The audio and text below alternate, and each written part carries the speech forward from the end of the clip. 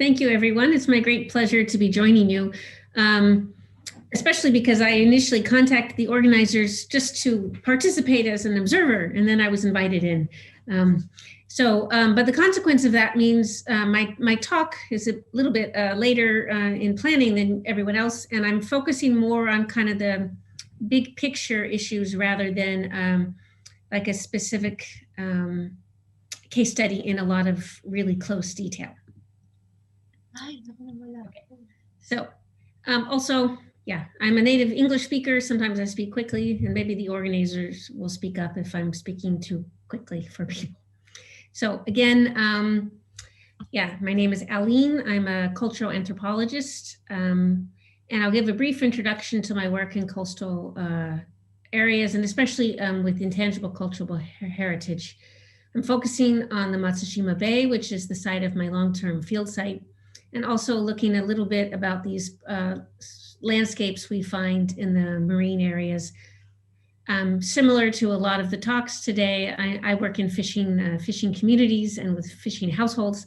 So I'm going to talk a little bit about that. And then from my research there, I'm just bringing up, since I'm talking about concepts, higher level concepts, I'm only bringing up 2 examples of these cultural rituals and ceremonies related to the sea, and also some native concepts on humans and the sea coastal area interactions. And then touching briefly a little bit on resilience and try to bring it all together. So, okay, so I've been going back and forth to Japan for decades now at this point. I've just recently returned in the past couple of years to Japan full-time. Unfortunately, with the corona outbreak, I was stuck on the wrong side of the Japanese border, and I was in Europe for the last 6 months, but I'm finally have been allowed back in and can focus more on the research. I've always looked at coastal commons and resource rights, but as a trained anthropologist working in ethnography, I've always kind of looked at the broader picture of things. And so it's really nice to be able to focus on intangible cultural heritage as a way to kind of tie in all the different things people have talked to me about. Yeah. So some of these cultural practices I'll talk about. And then also, because I've been working for a few decades now in the coastal community, I'll look at social sustainability and resilience. I've interested in these topics because of the long term. And I just want to make sure I'm not muted. Sorry, people were waving, so I wanted to make sure I wasn't muted. And also because of the way things are changing, an elderly population.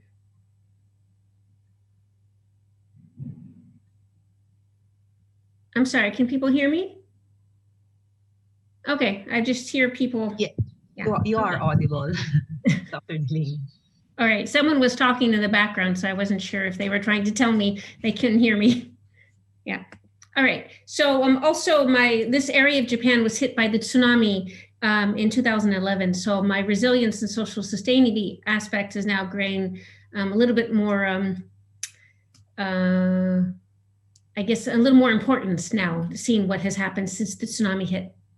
And then also my more recent research is also looking at human-sea interactions and how this has changed and what does this mean for future generations as a result of the tsunami and the massive seawalls that are being built. And then just very briefly, just to give some more background. So I've been in Europe for 17 years, looking mainly at fisheries management, but I was very pleased right before I was able to come back to Japan. I was awarded a Horizon 2020 grant looking at maritime and coastal cultural heritage. But I feel like one of the things I was able to bring was to really focus on the importance of the intangible heritage, which I think often, especially in Europe, tends to get overlooked. All right, so the area I've always done my research and I'm focusing on here is in the Tohoku region north of Japan. And then within Tohoku, I tend to look at Miyagi Prefecture. And then in Miyagi, I'm talking about the Matsushima Bay. Now, the Matsushima Bay, this is a very biologically rich area.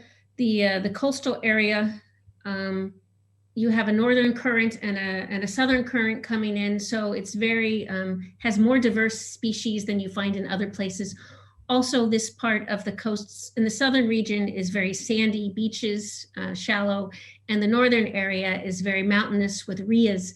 And the consequence of this is kind of the point where it all comes together. So it's very, very diverse in species and therefore also in the capture methods and the way people interact with the resources. And the region itself is a very lengthy and rich history. The Jomon period from at least 6,000 years ago. There are midden mounds and we can see from historical artifacts that people have been interacting and living in these coastal areas for thousands of years. And what we see in the landscapes, kind of reflects this long-term people being there long-term. All right. So in the paper, I just very briefly allude to kind of social ecological production land and seascapes. And basically, these are the land and seascapes we get from people working together and living in the area. And it actually comes about in these Satoumi areas. And Satoumi is a Japanese concept where the biological these are areas where the biological productivity and biodiversity has really increased through human interaction and action in the area. It's very similar to what we see in the UK, for example, looking at hedgerows or the cork forests of Portugal, right? So it's through the human interaction that actually the biodiversity has increased. And also, as what was presented earlier, like looking at the weirs, right? So it's this human interaction which helps increase the biodiversity. In Japanese, sato means the area where people live. Like when you say your hometown, it's furusato. And umi means the sea. So basically in this concept, what they're referring to is it's an important sea area, which is kind of been supporting culture and cultural exchanges, throughout history. And a lot of this comes through, of course, through the fisheries. And in in contemporary terms, we might think about Western scientific knowledge, and these areas are really socio-ecological systems, right? So they're including the environment and human beings. And also, interestingly enough, it's often been defined in the Western and scientific knowledge terms, saying that these areas have to have some sort of subsistence circulation, has to include the ecosystem, and then we add the contact with people and activity spheres, right? So it's kind of a native concept, but it's also can be described through Western science as a socio-ecological system. As I mentioned, I'm looking at fishing cultures. I originally, of course, was interested as someone coming from outside in the commons and this management system. And I was fortunate when I began my research that there were still people around from who started fishing before World War II, people born in the Meiji Taisho period. So a lot of my early ethnographic interviews were working with these elderly retired people who were able to kind of give me a background on how things were done and how things had changed. For example, in the Matsushima Bay, they suffered quite a bit. The island area and the landscape is protected as a quasi-national park, but the mainland side is home, as you see throughout Japan, to a very dense populated cities. So there's been a lot of marine pollution and degradation. And so I was kind of looking at how fishers were able to work in the face of this environmental degradation. Also, for example, since the tsunami occurred, more than 90% of the seagrass beds have been destroyed. And so when you talk to people about their, how things used to be, it's also being moved into helping rebuild in the future. All right, so in talking about these ethnographic interviews, when I conducted them a lot, and also when I lived there for several years nonstop, and now that I'm back again, I've really also focused on some of the cultural activities that took place, kind of highlighting people's interaction with the sea, or events that have occurred because precisely they're living in the coastal zones. And two of them I'll just briefly highlight are the Minato Matsuri, which literally means port festival, and the Hama Obon. Hama means beach, and Obon is, it happens in August. It's It's a part of the Buddhist tradition when the ancestors return home and are welcomed, and then they're sent back again. Now, the Minato Matsuri is interesting because now it first began publicly in 1948 as a way to kind of revitalize the fishing in the area in the post-World War II period. But it's been interesting as I look back historically at how it's changed. Now it's a very large tourist festival, and they've now changed the dates of it to coincide with national holidays. But it has in its roots this Shinto, native animist religion tradition where the kami or spirit god from the shrine, which is interred in the shrine, is put into a portable shrine and brought out into the community. And for the port festival, it's also put onto a boat where they have a flotilla of boats. And what they don't highlight in the current tourism literature is actually this has an older tradition where, of course, the spirit, the god is in the portable shrine and brought out. But then it was also, they would make stops in my field site where I work, and also to stop at an older shrine with documented history of more than 1,000 years.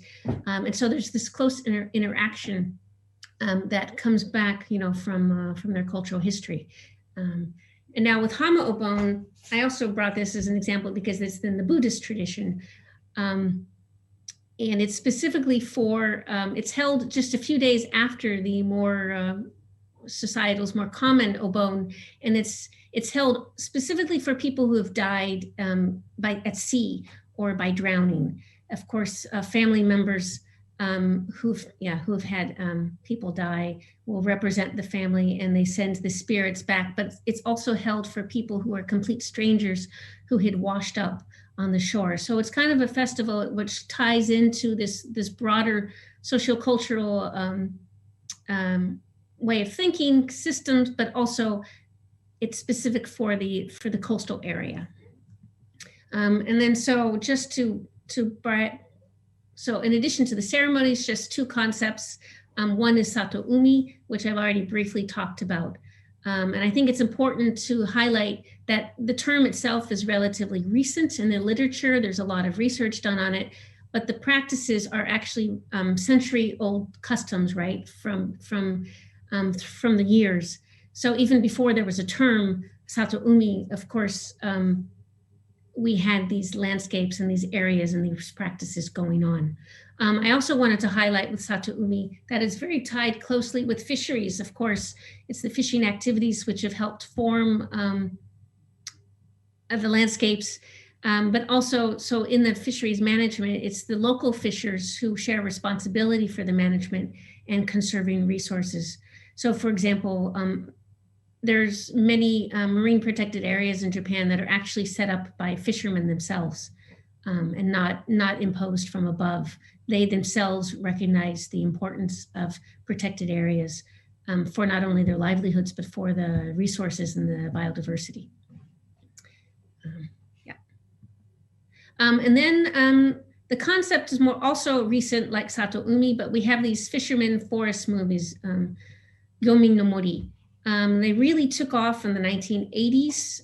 There's now an MPO, a fisherman further north in Miyagi, where I work. He started the Mori wa Umi no Koibito, which literally means the forest is a lover of the sea. And really they highlighted this older practice of understanding how the mountainous areas and the trees, so basically the watershed, have a great importance to the quality of the coastal area and then the marine resources. I won't go into what I also have here about volunteerism and long-term sustainability, but basically the point is this movement's really taken off. You see like more than 1,000 different activities going on around the country, but there is a difficulty with the long-term sustainability of the practice. And then just to tie in, I know I'm running out of time here, but resilience. So I was thinking about kind of these overlying concepts and the actions of the people and how it fits with biodiversity and resilience. So I would just highlight again this management, co-management system the Japanese have with the coastal small scale inshore fisheries, their system of operating. They have the local ecological knowledge. They set up marine protected areas. So this is very important. And in fact, there have been case studies that have shown combining the Satoumi concept with this co-management is really helps bring in also conservationists in with the fishers. You don't always have the conflict you might see in Europe in a lot of places, right? They're brought together. And then just to conclude, I wanted to highlight that Japan is an aging society. It's very high, going to get higher. And the risk to intangible cultural heritage, especially in the marine area, is extremely high. I myself have seen it in the 25, almost 30 years I've been going back and forth. But also, there are some changing views of the sea. We have a rise in some environmental movements, such as beach cleanups and plastic waste campaigns. Especially the photos I have on the bottom of the screen are from habitat restoration, seagrass seeding, and you get a lot more rise in sea-related recreation. So on the one hand, we have lost and we're losing kind of coastal and maritime intangible cultural heritage. And at the same time, there's also a rise in bringing in outsiders, because today there's a fewer people who have direct connection with the sea in their daily lives. And so it's really important to try to reconnect people with the sea. And in addition to trying to preserve intangible cultural heritage, but we can also bring in new people and maybe even start new intangible cultural heritage in the future. And I think that's really important for coastal resilience and for sustainability. Okay. Thank you.